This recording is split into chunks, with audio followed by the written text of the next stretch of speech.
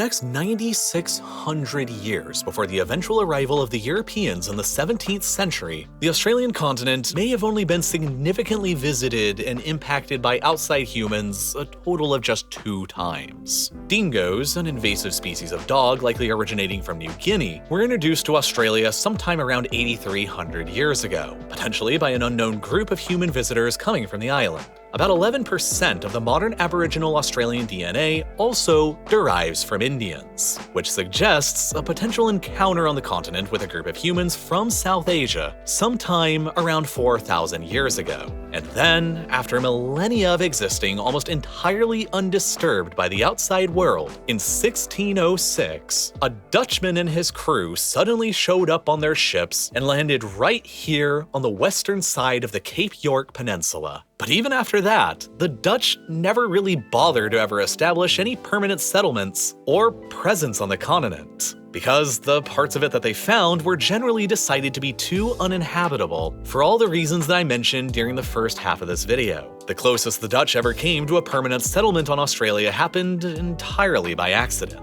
50 years after their discovery in 1656, a Dutch ship called the Vergulde Draeck crashed off the coast of Western Australia around here. 75 of the ship's survivors miraculously made it to the shore, and then 7 of them were dispatched on one of the ship's lifeboats to make the 1,400-mile-long journey over to Batavia, or modern-day Jakarta, on the island of Java, which was the administrative capital of colonial Dutch rule in Indonesia at the time. After 41 grueling days of travel, these 7 people finally made it to Batavia and raised the alarm for the 68 crew and passengers who they had left behind back in Australia.